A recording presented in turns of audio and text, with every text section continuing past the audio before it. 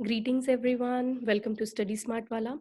So student, today we are going to continue with the chapter number 2, that is Kings, Farmers and Towns. Okay, so happy reading with us. Let's begin.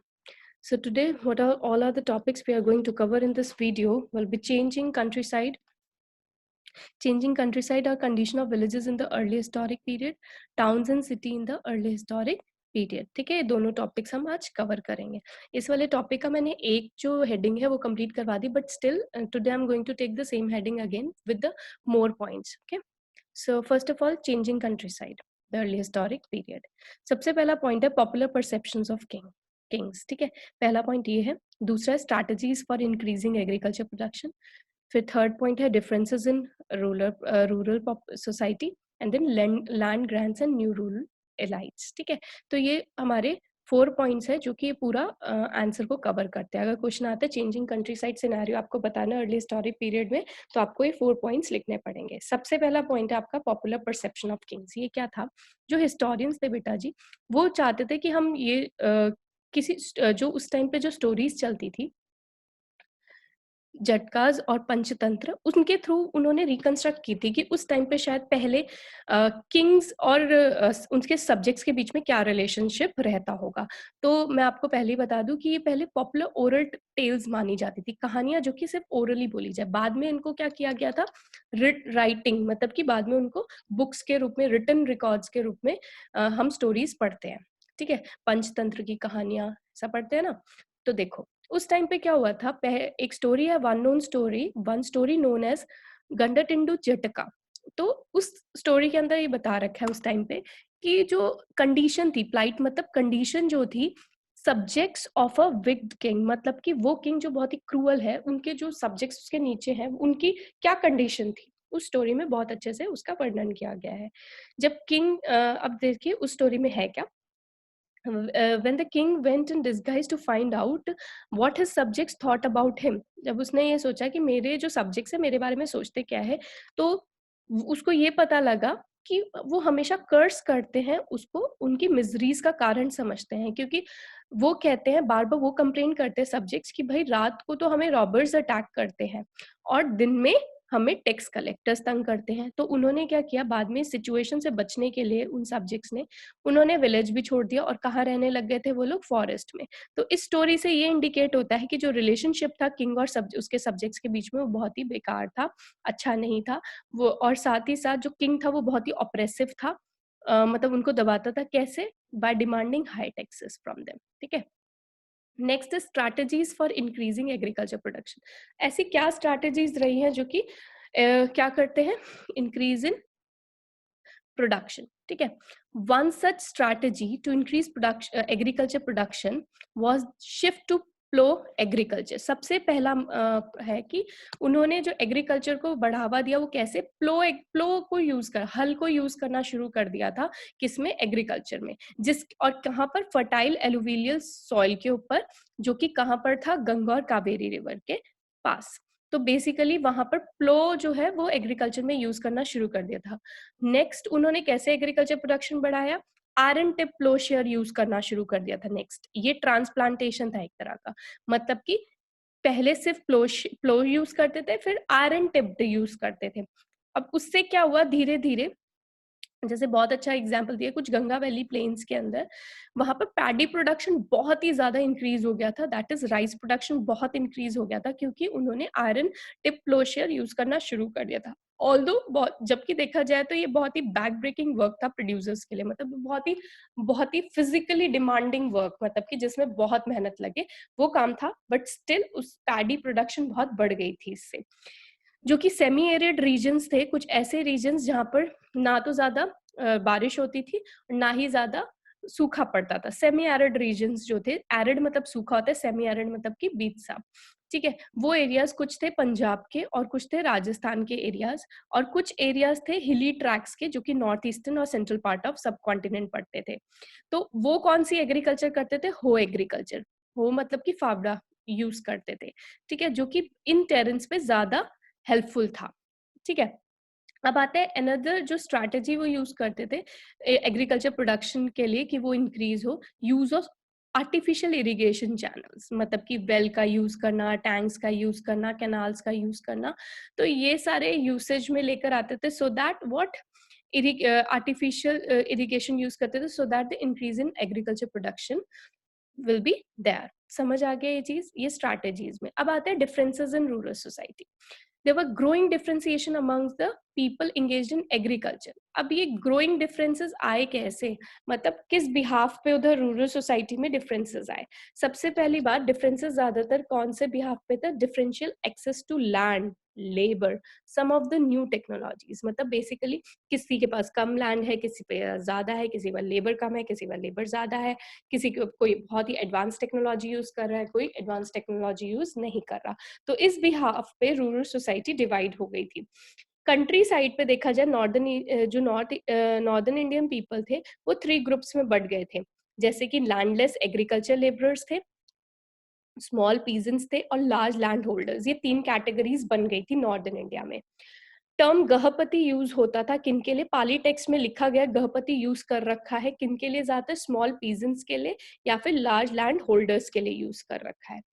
अगर हम बात करें early Tamil संगम text की, early Tamil संगम text, उसमें different categories of people जो है agriculture में engage थे। साउथ इंडिया साइड पर उनके कैटेगरी मेंशन कर रखी है। साउथ इंडिया में 3 कैटेगरीज, 3 ग्रुप बनाए थे जो कि एग्रीकल्चर रिलेटेड थे, एग्रीकल्चर में एंगेज थे वो लोगों के 3 ग्रुप्स थे। एक तो होते थे large land holders, large land holders को कहते थे विलालर, फ्लोमैन को क्या कहते थे? उजहावर, और स्लेव्स को क्या कहते थे? आदिमय। ठीक है, तो ये सारे का सारा कैटेगराइजेशन तमिल संगम में लिखा गया है। जो लार्ज लैंड होल्डर्स थे as well as village headman, अगर लार्ज लैंड होल्डर्स की बात करें और विलेज हेडमैन की बात करें, उनको हमने वो उस टाइम पे हेरिडिटरी पोजीशन पे थे, मतलब कि अगर इनका ही बेटा आगे क्या होगा, विलेज हेडमैन बनेगा, ये हेरिडिटरी पोजीशंस मानी जाती थी। ठीक है, ये हो गई रूरल सोसाइटी में कैसे डिफरेंसेस क्रिएट होते थे। फिर आता है land grants and new rural elite. जो लैंड ग्रांट्स थे वो ज्यादातर किनको मिलते थे? रिलीजियस इंस्टीट्यूशंस को, ब्राह्मण्स को, समंताज को और लैंडलेस पीजेंट्स को दिए जाते थे किंग के थ्रू। अब एक एग्जाम और भी चीजें मैं बताती हूँ, ये हमें नॉलेज कहाँ से मिली? Through inscriptions, through inscriptions. और इंस्क्रिप्शंस उस टाइम पर किस में लिखी जाती थी? बेसिकली कॉपर प्लेट्स के ऊपर। ठीक है, वो इनग्रेव्ड होती थी। ठीक है, अब एक मैं आपको बताती हूँ, उस टाइम पे प्रभावती जो गुप्ता थी वो डॉटर थी, बेटी थी किसकी? चंद्रगुप्त टू की। उनकी शादी हुई थी वकटका किंग के, डेक्कन के रीजन के। तो उसके बाद क्या हुआ था, तो ये माना गया है इंडियन हिस्ट्री के जो रूलर्स हैं, ठीक है, ये रहे हैं Chandragupta two. According to the Sanskrit text, legal text के थ्रू ये पता लगा, लॉ के थ्रू, मतलब कि संस्कृत लीगल टेक्स्ट के थ्रू ये पता लगा उधर के जो विमेन होती थी were not suppose to have independent access to resources such as land. उनके पास खुद का लैंड उनके नाम पर नहीं होता था। ठीक है, ये जो इंस्क्रिप्ट, कुछ हावर इंस्क्रिप्शन में ये भी देखा गया है कि जो प्रभावती थी उनके पास था एक्सेस लैंड का। क्यों? एक ये एक्सेप्शनल केस भी बोला गया है, क्यों? मे बी बिकॉज, और उन्होंने ये लैंड वैसे ग्रांट कर दिया था आगे, लेकिन उनके पास था उनके नाम पर, तो ये बहुत ही बड़ी चीज थी क्योंकि जनरली विमेन के पास नहीं रहता था। और इसका मोस्ट इंपॉर्टेंट एग्जाम्पल ये, सॉरी, रीजन ये दे रखा है, she was a queen and her situation is almost different. ठीक है, वो क्वीन थी इसलिए हो सकता है उनके नाम पर लैंड हो, उनके पास एक्सेस हो लैंड का। There were regional variation the sizes of land donated. जो लैंड ग्रांट दिया जाता था उनमें वेरिएशन होती थी साइजेस में, जैसे कि रेंजिंग छोटा सा प्लॉट हो या फिर दिए जाते थे vast stretches of uncultivated land to donees. Donees कौन होते थे? वो रेसिपिएंट जिनको ग्रांट मिल रहा है, चाहे वो एक स्मॉल लैंड होल्डर हो, चाहे वो ब्राह्मण हो, चाहे वो समंता हो। ठीक है, जिनको ये लैंड मिलता था वो डूनीज कहलाते थे। ठीक है, रेसिपिएंट मतलब जिनको मिलता था। Some historians feel that land grants were a part of strategy adopted by ruling lineage to extend agriculture to new areas। ये माना गया है, कुछ हिस्टोरियंस ये मानते थे कि ये जो लैंड ग्रांट्स दिया जाता था शायद एक तरह से एक स्ट्रैटेजी होती होगी, जो रूल कर रहे रूलर्स उनकी स्ट्रैटेजी होती होगी कि एग्रीकल्चर आगे एरियाज में क्या हो, एक्सटेंड हो। कुछ सोचते थे कि नहीं, जब ये किंग्स थे अपना होल्ड समंताज को खोते जा रहे थे, उस टाइम पे उन्होंने क्या किया, समंताज वो जिनको वो लैंड ग्रांट्स देते थे, अब वो ज्यादा पावरफुल होते जा रहे रहे थे समंताज, क्योंकि उन एरिया का जो टैक्स कलेक्शन होता था समंताज के हाथ में होता था, जो किंग उनको ग्रांट लैंड ग्रांट के रूप में देता था। बाद में इनके पीछे मैं बता रही हूँ जो समंताज होते थे, वो जब उनके पास लैंड ग्रांट पावर बढ़ obviously power comes with the money, तो जब समंताज के पास पैसे ज्यादा तो समंताज क्या होने लगे, पावरफुल होने लग गए, और ये फिर किंग को ही चैलेंज कर देते थे। जब इनकी समंताज की पावर बढ़ती जा रही थी, तो ये एक हिस्टोरियन ग्रुप ऑफ हिस्टोरियंस ये भी कहते हैं कि जब समंताज जो है वो उनकी पावर बढ़ती जा रही थी, तो किंग्स ने ऐसा सोचा कि मैं ये लैंड ग्रांट अगर दूंगा, किसी को डोनेट करूंगा, तो मैं शायद अपने एक तरह से एक एलाइज बना लूं, दोस्त मेरे हो जाए ज्यादा और मुझे सपोर्ट करने के लिए हो जाए, ठीक है, जो मेरे को सपोर्ट करे लोग। तो बेसिकली ये हिस्टोरियंस ने कुछ रीजंस बताए हैं कि एक तरह से स्ट्रैटेजी का रोल प्ले करती थी लैंड ग्रांट्स, ठीक है। अब चलते हैं आगे, ठीक है। So now towns and cities in early historic period. So सबसे पहले हम इसमें न्यू सिटीज के बारे में पढ़ते हैं।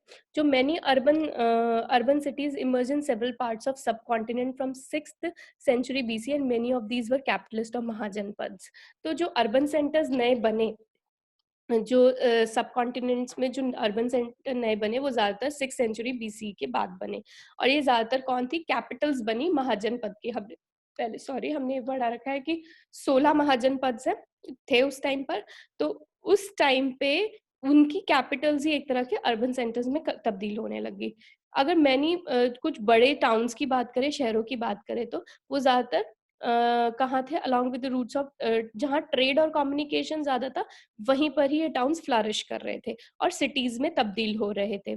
सम cities were located on the riverine routes, कुछ तो रिवर्स के रूट पे थी सिटीज, कुछ सिटीज लैंड के रूट्स पर थी और कुछ कोस्ट के रूट्स पर थी। क्यों ये सिटीज यहाँ पर, क्योंकि लोगों का आना जाना, ट्रेड बढ़ना, फ्लरिश होना, तो ये जो communication trade and communication route पे पड़ती थी, वही टाउन्स जो थे वो सिटीज में चेंज हो रहे थे। मेनी सिटीज, जैसे कि एग्जाम्पल मथुरा का दिया है, वो धीरे धीरे किसमें, कमर्शियल और कल्चरल पॉलिटिकल एक्टिविटीज का हब बनता जा रहा था, ठीक है। अब चलते हैं अर्बन पॉपुलेशंस के ऊपर। सेकंड पॉइंट है इसका अर्बन पॉपुलेशन। किंग और रूलिंग जो एलाइट्स रहते थे वो फोर्टिफाइड सिटीज में रहते थे, जो चारों तरफ से किला बना दिया जाता था, ठीक है, वॉल कर दिया जाता था अपनी प्रोटेक्शन के लिए। और जो लोग टाउन्स में रहते थे वो ज्यादातर धोबी हो गए, वीवर्स हो गए, स्क्राइब्स हो गए, जो कि पोइट्री और मतलब जो लिखते थे, ठीक है, कारपेंटर्स हो गए, पोर्टर्स हो गए, गोल्डस्मिथ हो गए, सारे जो थे टाउन्स में रहते थे। इंस्क्रिप्शंस ने कुछ जो इंस्क्रिप्शन पढ़ी उनमें गिल्ड्स और श्रेणीज के बारे में मेंशन है। ये एक तरह की ऑर्गेनाइजेशन होती थी जो क्राफ्ट वर्क में इंडल्ज होती थी, ठीक है। वो मर्चेंट्स भी होते थे, प्रोड्यूसर्स भी होते थे। ये क्या करते थे, रॉ मटेरियल इकट्ठा करते थे, फिर प्रोडक्शन करते थे और फिर उसको फिनिश्ड प्रोडक्ट को मार्केट में बेचते थे। तो एक तरह से इनके बारे में इंस्क्रिप्शंस में भी बताएगी कि अर्बन पॉपुलेशन में ये लोग भी थे। ट्रेड इन सब कॉन्टिनेंट एंड बियॉन्ड की बात करते हैं। 6th century BC में land and riverine routes extended in various direction connected. धीरे धीरे लैंड और रिवरिंग जो रूट्स था बढ़ता जा रहा था और पूरी इंडिया से कनेक्ट कर रहा था बहुत सारे ट्रेड रूट्स को, ठीक है। रूलर्स जो थे वो इन ट्रेड रूट्स को क्या करते थे, कंट्रोल करते थे। जो लोग यहाँ से गुजरते थे उनसे टैक्स लेते थे कि हम आपकी प्रोटेक्शन करते हैं, और यहाँ पर वो क्या लेते थे, जो भी पेडलर्स होते थे, मर्चेंट्स होते थे, वो ट्रेवल्ड विद कारवांस, उनसे क्या लिया जाता था, टैक्स लिया जाता था। सी रूट की बात कर लेते थोड़ा सा। सी रूट्स भी बहुत ही ज्यादा, सॉरी, सी रूट्स भी कनेक्ट करते थे अरेबियन सी को सेंट्रल एशिया के साथ, नॉर्थ अफ्रीका के साथ, ये सारे एरियाज को कनेक्ट करती थी sea routes. Sea routes connected south eastern Asia, China through Bay of Bengal. Bay of Bengal से इन एरियाज को कनेक्ट करती थी, ऐसी अरेबियन सी से इन एरियाज को कनेक्ट करती थी। अब आप देख सकते हैं, आगे चलते हैं। Also there were a seafarers who ventures were risky. जो सी के थ्रू लंबे लंबे रास्ते तय करते थे, ये वेंचर बहुत ही रिस्की होता था बट प्रॉफिटेबल भी बहुत होता था इसके थ्रू ट्रेड करना। जो सक्सेसफुल, जो पहुंच जाते थे दूर दूर, अपना मर्चेंट्स जो होते थे, ट्रेडर्स, वो अगर वो ज्यादातर सक्सेसफुल मर्चेंट्स थे साउथ इंडिया की साइड से, जो कि इतने लंबे रूट्स तय करते थे। तो उनको बोला गया है मसाटुवम तमिल में, सेथीज एंड सतवाहनाज इन प्राकृत। ये बहुत ही रिच होते जा रहे थे लोग, और यहाँ तक कि कहा जाता है किंग से भी रिच होते जा रहे थे। ठीक है। A wide range of groups of goods were carried from one place to another. वो गुड्स क्या होते थे? Salt, grain, cloth, metal ores, finished products, stone, timber, medicinal plants, spices, specially pepper. Coins और किंग्स की बात करते हैं last में। Exchanges were facilitated by introduction of coinage. Coins बनने शुरू हुए थे जिसके थ्रू एक्सचेंज, पहले बार्टर सिस्टम होता था, जैसे हमने इंडस वैली सिविलाइजेशन में पढ़ा है, बार्टर सिस्टम होता था, लेकिन इस टाइम पर कॉइन सिस्टम शुरू हो गया था। पंच मार्क कॉइन्स यूज होने लगे थे जिनमें पिक्चर्स जो होती थी पंच की जाती थी। और कॉइन्स किसके बने जाते थे? सिल्वर और कॉपर के। 6th BC ऑनवर्ड्स की बात हो रही है, ठीक है। तो ये सबसे पहले देखा गया है कि सबसे पहले यही बने थे, अर्लीस्ट थे सिल्वर और कॉपर के, use by many dynasties. Mauryan dynasty के बहुत सारी रूलर्स ने इसको यूज किया है for exchange purposes. First coin जिसके अंदर नेम और रूलर की इमेज बनी रहती थी, वो किसने इंट्रोड्यूस किया था? इंडो ग्रीक किंग्स ने। इंडो ग्रीक ने शुरू किया था, जो कि नॉर्थ वेस्टर्न से हमारे इंडिया में एंट्री की थी जिन्होंने, ठीक है। जो फर्स्ट गोल्ड कॉइन है वो किसने इशू किया था? कुशान्स ने, ठीक है, जिसका वेट बेसिकली सिमिलर है किस कॉइन के, गोल्ड के कॉइन के वेट से? रोमन एम्परर्स और पार्थियन रूलर्स ऑफ ईरान के, ठीक है। Coins were issued bye tribal republics of Punjab and Haryana. जो कॉइन्स इशू किए थे ट्राइबल रिपब्लिक्स ने, किसके? पंजाब और हरियाणा में रहने वाले ट्राइबल रिपब्लिक्स ने। वो अ, उनको क्या बोला गया था? Yaudheyas. Coins were issued by the tribal republics of Punjab and Haryana called the Yaudheyas. उनको उस कॉइन्स को क्या बोला गया था? Yaudheyas. Archaeologist have unearthed several thousand copper coins issued by the Yaudheyas. तो ये भी अनअर्थ किया गया है, देखा गया है कि बहुत थाउजेंड ऑफ कॉपर कॉइन्स पर इशूड किसने किए थे? योद्धाज ने। योद्धाज कौन थी? Tribal republics of Punjab and Haryana, ठीक है। तो इनको योद्धाज बोला गया। अब आते हैं some of the most spectacular gold coins, जो है बहुत ही अच्छी क्वालिटी, प्योरिटी जिसको बोलते हैं प्योर गोल्ड, जो इशू किया था वो गुप्ता रूलर्स ने किया था। और these coins specially long distance transaction के लिए यूज होता था, ठीक है। नेक्स्ट आते हैं, अब ये लास्ट टॉपिक है हमारा कि 6th century CE onwards finds of gold coins, धीरे धीरे गोल्ड कॉइन्स जो है मिलने कम हो गए थे। क्यों डिमिनिश हो गए थे? क्या उस टाइम पे इकोनॉमिक क्राइसिस आया था या कुछ और ही रीजन था? इस आंसर को खोजने के लिए हिस्टोरियंस को दो ग्रुप में डिवाइड कर दिया गया। कुछ तो बोलते हैं that with the collapse of western Roman empire, कि जब वेस्टर्न रोमन एम्पायर कोलैप्स हो गई थी उस टाइम पे ट्रेड जो है इंडिया और इसके बीच में खत्म हो गया था, ठीक है, धीरे धीरे डिक्लाइन हो गया था। एंड दिस अफेक्टेड द, जिसकी वजह से इंडिया की प्रॉस्पेरिटी क्या थी?